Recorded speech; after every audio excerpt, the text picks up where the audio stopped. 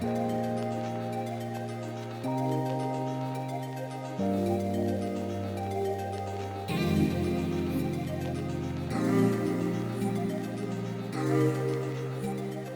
PET scan is something I think that the lay population needs to become a little bit more familiar with what it is and what it is not. It's not a way of imaging small animals, as a lot of my friends used to think. So it is actually a very, very sophisticated technology that is actually in its, I would say, in its intermediate stage. We're improving on this technology. And what it really is, PET stands for positron emission tomography, and it is a way of looking at organ function and cellular function and subcellular function. And the way it actually works is that we give a probe, and a probe can be a molecule that actually goes into the individual, very low dose of radiation. It's a tracer. And it goes into the individual and it lodges in a particular area. So as an example, if we give a glucose, sugar, and we give an analog of sugar, we can actually see where sugar is being metabolized in the body. And in this particular case, we use a nuclear probe called fluorodeoxyglucose. Fluoro stands for the fluorine 18, which is an isotope. So the PET scans have something in common. Fluorine 18 is a positron emitter. What is a positron? A positron is a positively charged electron. It's made by a cyclotron, and we label it to whatever we feel is appropriate. And in this particular instance, we're using very much a workhorse in our field called fluorodeoxyglucose, which is a sugar analog. So this injection is into the vein. We allow it to distribute for a short period of time. It goes to where sugar is being metabolized. And as such, we can see things like cancer. The reason we can see cancer because cancer utilizes sugar at a higher rate than other tissues in the body. So if we see something that's using a lot of sugar and we think that there could be a cancer, in general, we can find it, and we can find very, very tiny quantities of the cancer. So it's a test that is commonly used now. It's employed for many, many tumor types, but has other tremendous applications beside cancer. Well, because the workhorse, again, is the fluorodeoxyglucose, we can actually look at other disease processes other than cancer and do it very effectively. So, for example, we're now using fluorodeoxyglucose to look at brain metabolism. Why would we want brain metabolism? It's because there are certain areas in the brain when they are injured or in some way impaired, the sugar utilization is reduced. So we can look at the entire brain, see where areas are reduced, and it's turning out that there are characteristic patterns for some of the more common dementia-causing diseases. So number one, we can find Alzheimer's disease at a very, very early stage in individuals. And some people are worried. They forget where their sunglasses are, they forget where their keys are. As long as they're not forgetting their name, they're usually probably okay.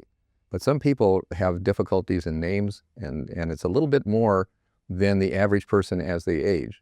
So we do these particular tests, we see a particular pattern, and we can say this person is bound to have Alzheimer's, even at a very early stage. So we have used it for the purposes of diagnosing dementia at a very early level. Other diseases of the brain, we've also been effective in looking at the metabolism within the brain. You have other areas. You have the heart, and we're using the PET probes to look at not only the viability of the heart muscle, because after you've had an infarct, you want to see if that heart muscle is alive or dead. Very powerful tool to do that. So we can look at viability. We can look at the blood flow to the myocardium. Is a coronary artery, for example, impaired in any way to deliver that blood? We can find it. And it's a very powerful tool for that particular purpose. PET is actually a functional imaging tool. It looks at the function of an organ, it looks at the function of a cell, it looks at the function of the subcellular activity that's going on. If we want to localize more precisely where this function is taking place, what we would do is to say, let's go ahead and put something that gives you good anatomic information like a CT scan. And now the manufacturers are manufacturing PET CTs as a combined instrument. No longer are any of the manufacturers manufacturing PET only for looking at whole body imaging or things that such as the brain or the heart. We're actually looking at the ability to determine the precise location of these very intricate functions. So now you have a PET and you see an area of activity, let's say an accumulation of sugar, the glucose, in a particular area. And it turns out that that's where the tumor is. But if we want to see precisely where the tumor is it in a lymph node? Is it adjacent to a lymph node? Is it in a vessel? Is it in the lung tissue? We actually now have a CT that is precisely aligned with the function, and we can see function and we can see location and anatomic structure all in the same study, and that is a PET-CT. By using PET-CT, we have improved the sensitivity, the specificity, positive and negative predictive values, and the accuracy, which are all very important parameters when you're determining if a test is a good test. So we've taken a very, very good test in PET and made it a great test by adding the anatomic information. And what is molecular imaging and what stage are we in the evolution of molecular imaging? I personally feel that I'd like to live another 50 years because I can only picture what's going to happen in 50 years. Right now we're looking at very sophisticated probes. What is a probe? A probe is a molecule. And so, for example, we keep going back to the workhorse, fluorodeoxyglucose. Now that's a molecule that looks like sugar, and it's handled by the cells. Let's say a cancer cell wants sugar. So it takes in this particular probe, and it's constructed, the molecular probe is constructed so that it goes into the cell but cannot be metabolized. And it's also, because of the enzymatic reactions within that cell, it can't escape the cell. It's trapped. And so as more and more comes into the cell of the fluorodeoxyglucose, the ability to image that cancer, even a tiny, tiny cancer, a few millimeters, can now be accomplished. So we're looking at a very sophisticated molecule that goes into the cell, but it is also imaging molecular functions within that cell. And so we have other probes that actually look at molecular pathways. We can look at surrogates for DNA metabolism. These are things that were unheard of before. And as each and every year goes by, more of these very sophisticated probes are being developed to look at very, very sophisticated, intricate functions within the cell, even at a subcellular level. How do we convince physicians to order these particular tests? We don't really convince physicians to order the test by going out and twisting arms. We let them see what the applications are. How does it help their patient? And how does it make them a better physician in order to treat their patients more effectively? And it's now to the point where I'm going to conferences to show PET scans during that particular conference at a particular tumor board. And all of a sudden, a case is presented, there's no PET scan, and 2 or 3 people will ask, why didn't you get a PET scan? They're marketing, if you will, PET scans for me because it doesn't need marketing. You have a test that's going to do a person some good. You're going to have the doctor a better doctor. You're going to have the patient diagnosed at an earlier stage. And we are really looking at something unbelievable. So I don't convince physicians in that sense. We educate, we give the conferences, we tell people what it can do, we show them. They make the decisions, and we don't in any way try to twist arms. How do we ensure reimbursement for PET? What we have to do is to show that it has efficacy and will actually save the healthcare system money in the long run.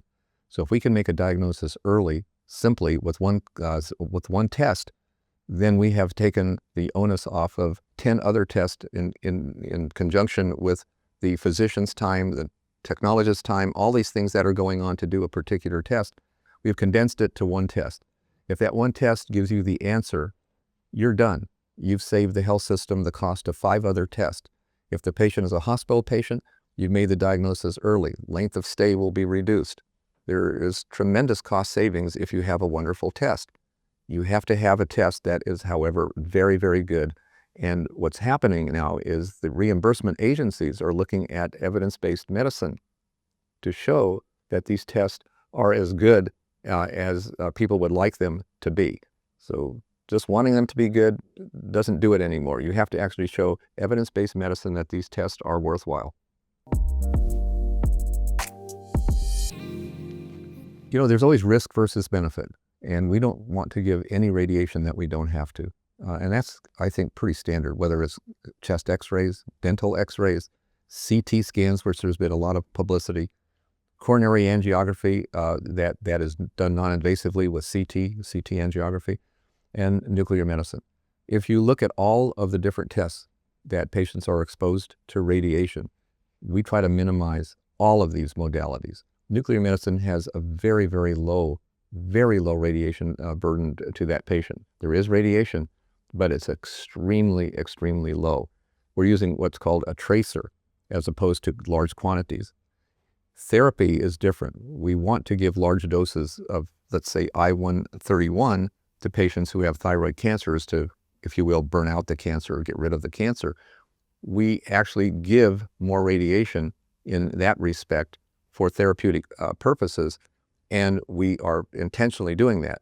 The opposite is for diagnostic imaging, we give as little radiation as we can to do the test. And these are very, very low levels. So if you put it into perspective, the nuclear medicine test in general is less than a CT scan in terms of the radiation that it delivers to that particular individual. So again, we tell them risk versus benefit. The risk is that you are getting a little radiation.